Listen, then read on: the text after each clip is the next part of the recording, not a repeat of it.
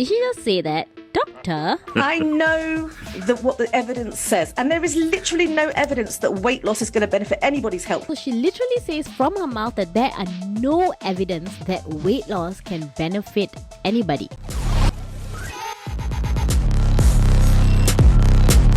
I don't mean to alarm you, but I'm going to say something very real right now. I don't have any makeup on.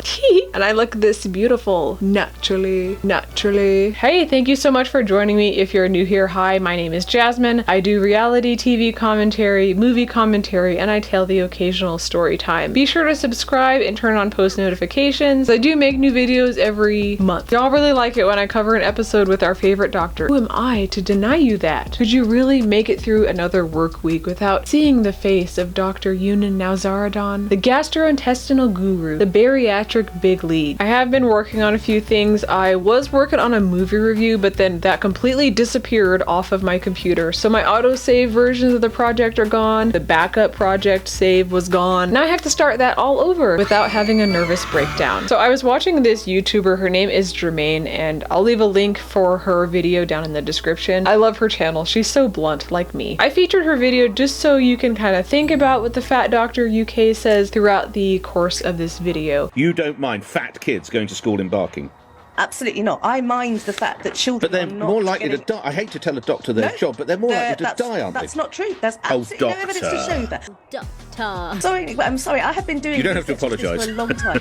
I know what the evidence says, and there is literally no evidence that weight loss is going to benefit anybody's health, whether they're a child or an adult. You can tell me that I'm wrong. Your weight has no impact on your health. Hold on to that thought. So we're going to explore that today as we talk about one of Dr. Now's heaviest patients, right behind Myra Rosales, I would say. Meet Julius, who goes by JT, who was 32 years old at the time of this episode airing. He weighed in at 892 pounds. Every day of my life is pretty much the same. I wake up and eat.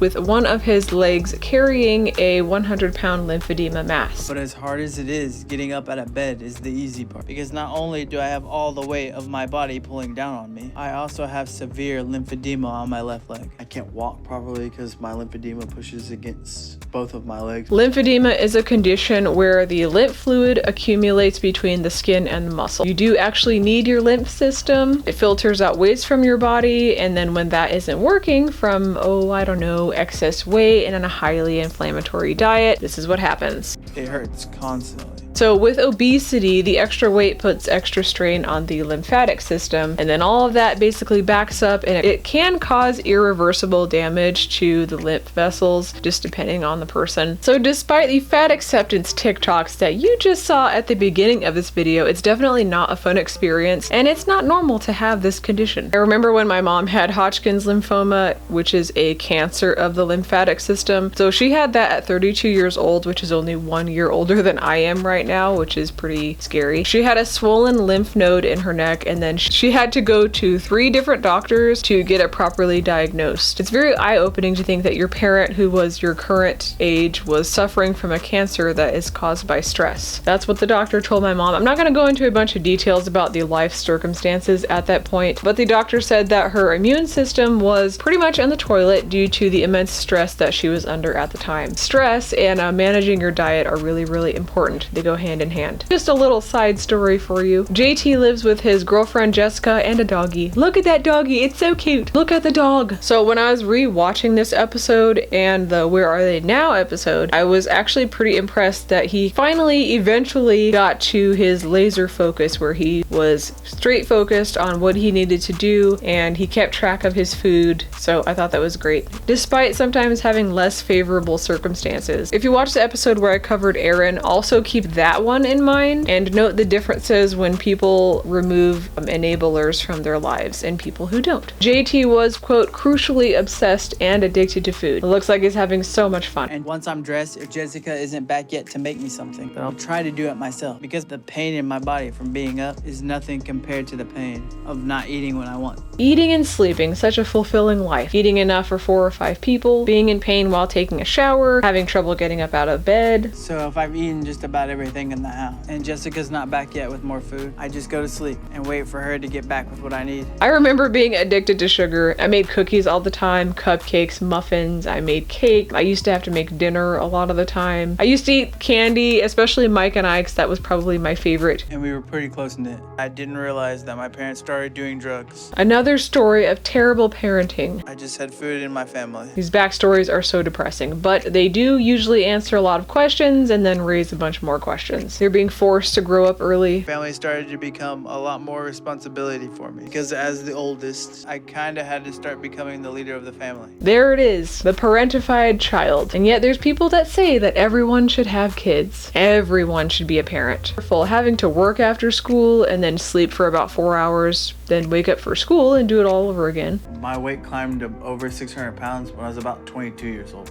The doctor told me that if I didn't change, that I would be dead at 31. I wonder how much information a dangerously obese person actually receives when they go to a regular doctor. I'm always curious because whenever I see people talk about the fat acceptance people that don't like going to the doctor, I kind of wonder what all goes down in the doctor's office. Like, how much information did the doctor go over with them? Because I know that they are not going over everything in a TikTok, so it had to be quite a lengthy doctor visit. And they should pretty much say their goodbyes if I didn't change. So all that got me even more depressed. If a doctor is like going over your blood sugar or your weight with you, clearly there's other stuff that they have to review with you, I would think. I'm always curious about that. So once he hit 700 pounds at only 25 years old, he had to stop working. The meals on this show are off the rails. Jessica, as you can see, is also morbidly obese. So right off the bat, this dynamic is not great. Shocker. But she won't be in this show for long. Keep watching. We're getting there. Can you hurry, please? Hey, hold that. Better don't drop that, please. I'm not gonna drop it. Okay, come on. What is that fast food establishment? Is that Freddy's? I'm all examining the containers. Let's just go. I have to lay down now before I pass out. It's very rare that someone on this show has kept track of their weight. Usually they just guess. They know their weight from 2 or 3 years ago. They're almost always wrong, but they're usually right in the sense that they know that they're at least 500 pounds. It's a miracle he's even mobile. 892. I never see anyone that has been standing, walking, being over 800 pounds. Not that I can recall. Hello. Hello. You're almost 900 pounds with a severe lymphedema. I'm surprised you're still even mobile at this point. His doctors told him he won't see the age of 30, and in this episode, he's 32, so he's definitely living on borrowed time. First thing we need to do is start you on a 1,200 calorie, high protein, no carb diet. Oh, there it is. The 1,200 calorie, no sugar, low carb diet with exercise. Since he's not that mobile, you're bringing him all the food he wants. Yes. Aha! Enabler. I had a bit of a scare when I got back because I got really sick, but I mostly had food poisoning from something I ate on the road. Good old food poisoning. Well, that's one way to deter you from getting fast food. Make your own meals at home with a protein and a vegetable. Wanna go outside? You gonna go potty? Let's go.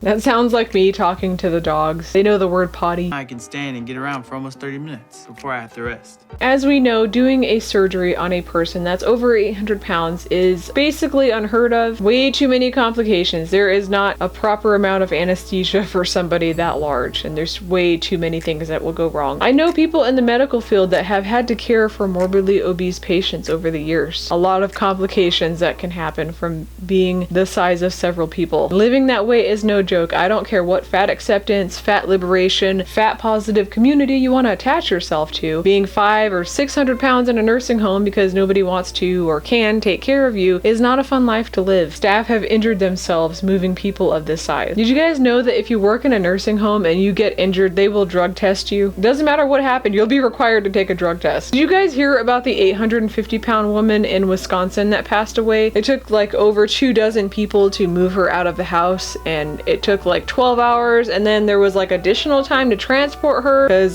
they don't have the equipment to handle her case. That's a burden on a lot of people when you get your body to that point. So I have to stay down here, which is the first unexpected thing. So JT has to stay in the hospital where he's on a controlled diet. That always works, as long as somebody is not smuggling food into the hospital. Jessica told me she doesn't want to stay down here with me right now, and that she wants to go back to Oklahoma, which I guess basically means we're breaking up. That's fine, break up. That's always my advice. Is that being cynical? Probably. And then to top it all off, the food here is horrible. Every time I see someone's relationship not working out or they fight one time, I just want to advise them to break up. because it just seems like they're not gonna get along. Sometimes I'm right. This ain't gonna be easy. This is gonna be literally torture. And I'm definitely not gonna be easy to cope with during it. This is the talk that Aaron and Ashley should have had. It might have changed the trajectory of the events. In a matter of a few days, I pretty much lost my home, my car, and my girlfriend. And my dog for now, because I can't go back and get Bella. Why is the dog always caught in the middle? I've been in Houston for a month now, just living at the hospital.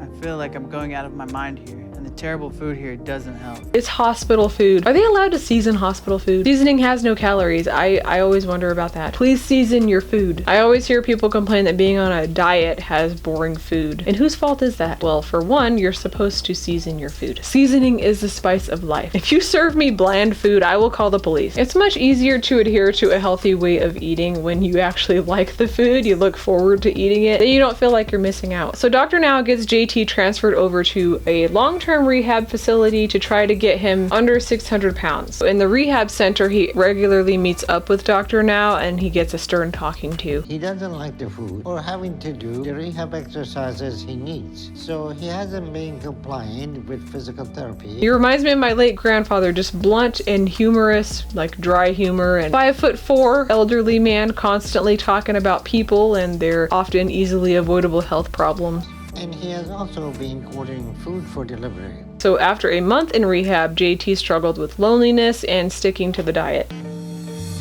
748, huh? He only lost 10 pounds, so his total weight loss at this point is 144 pounds. If you stick with the 1,200-calorie diet, how much you gonna lose a month? I have no idea. 100 pounds. Yeah, I did that last month like you said. You should have done it again. That's just according to you. My favorite part of the show in just about every episode is when people make excuses. I'm assuming that if I would have went back home, I'd have been losing that weight and we'd be having surgery. You're not making any sense. My brother and I were talking about this the other day when people would make excuses for the goal they want to reach, and what they do is they complain about not having the ideal circumstances, so that's what's keeping them from doing anything. No matter you're in Houston or Oklahoma or Timbuktu, nothing justified to be unhealthy. Okay. Really? There's people that have to have like every single aspect in place to have completely perfect circumstances, and if all of those things don't line up, then they use it as an excuse to stray away from their goals, such as getting to a healthy weight, for example. This is your health, and you are responsible for it, and we're giving you help and tools to change your life. The body knows if you are or aren't eating. It doesn't know the reasons why. And you're making all kind of nonsense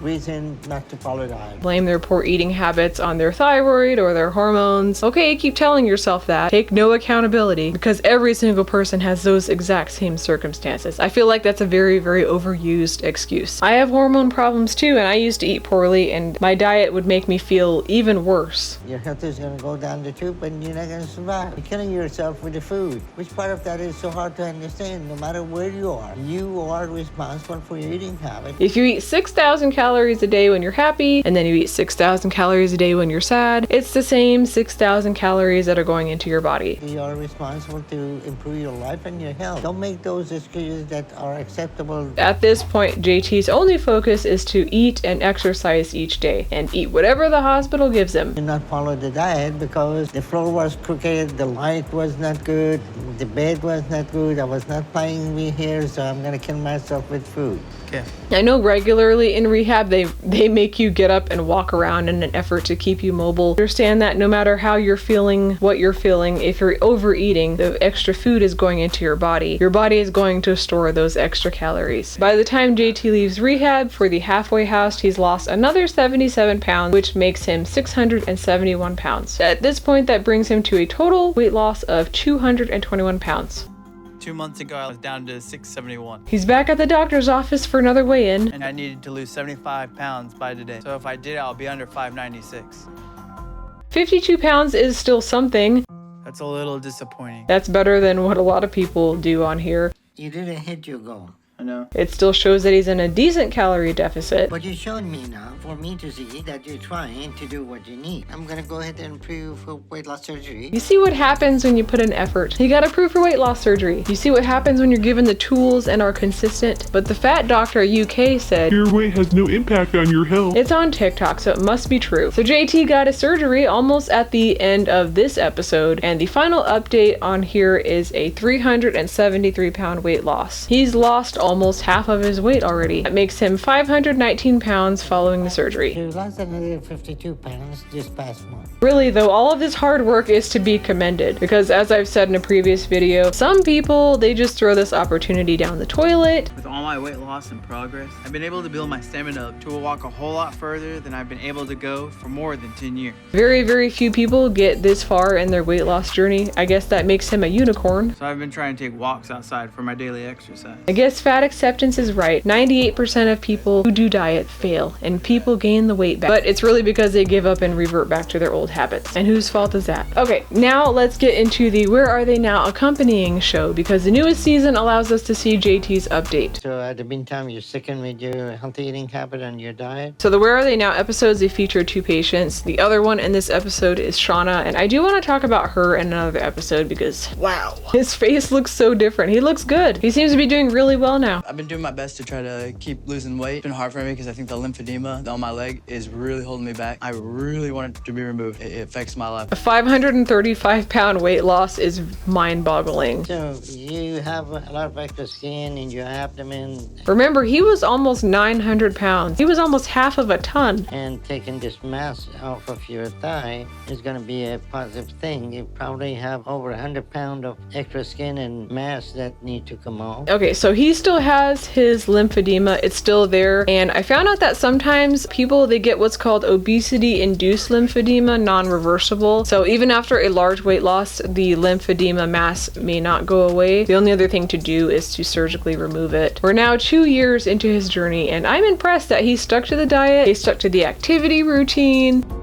Your weight today is 357. You see that, folks? That's what we like to call results. And by the time you get extra skin and mass off, you're going to be 500 to 600 pound weight loss. It was speculated in the first episode that his lymphedema mass weighed about 100 pounds. So you're going to be one of the few people who lost over 500 or 600 pound weight. He's had this growth for, I think he said, about 15 years. During the surgery, they weigh the mass and it's a whopping 63 pounds. He also lost about 20 pounds of fluid from that during the surgery. About 80 pounds of stuff was removed from his body. This mass is one of the largest mass I have ever seen. They got him up and walking very, very shortly after the surgery. When you have an 80-pound mass removed from your leg, you are not going to walk the same. Apparently, he had to basically like swing his leg around every time he took a step, so his hips are probably going to have to realign. That's going to take a while. And final thoughts on JT. I was very impressed to see all of that. So I've been wondering about that. He was probably one of the heaviest people that I've ever seen on there, besides Myra Rosales, and I think she was around 1,100 pounds. That was pretty unsettling to see. JT, I think he's doing great. He looks like he is just doing better in life, and he's able to get around and work, and he's just able to do a lot more than he could before and not be so reliant on other people. I think that is another thing to take away from this show, is the more weight they lose, the more independent they become. So I think that's great. To end this deep dive, I do want to share with you all an interesting story that I came across on YouTube the other day. So the Miss Texas pageant, they recently made changes to their requirements, including removing an age limit. Last year, Miss USA dropped its age limit, which has led to a Miss Texas contestant making history. Marissa Tejo is 71 years old and she competed in that pageant. She's the oldest competitor in the history of the Miss USA contest. This granny of 3 just made history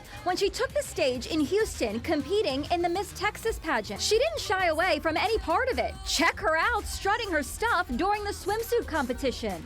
Also gone is the rule that all contestants must be single. Wear sunscreen. I wear moisturizer. That was the first thing my mother taught me. If you want to look very fit and shapely, weightlifting is the way to go.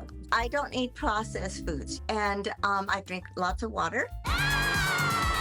I just thought this was a really cool story to share, and this woman is living proof that having a good diet and a workout routine and taking care of your skin goes a long way, especially sunscreen. I kind of like the idea that she mentioned weightlifting because a lot of women, they don't like the idea of doing that for whatever reason. She has more energy and vitality than a lot of people my age. Eating foods that aren't heavily processed definitely does make a difference in how you feel and look. Yes, people can have advantages with genetics, but genetics only get you so far. Genetics won't replace that bag of Funyuns, Linda. That about wraps it up. Subscribe because I'm going to be making like 2 videos a month. I'm back down to 2 videos. I think 1 every week is just a little bit too much for me because the ones that I have coming up now, the videos are going to be a little bit longer. They do take a little bit longer to edit. Yeah, I think the next video is going to be a long one as well. It has a lot of research. If you're interested in hiring me to draw you or your pet, contact me on my website, jasminebakerart.com. And I will see you guys in the next one. Bye.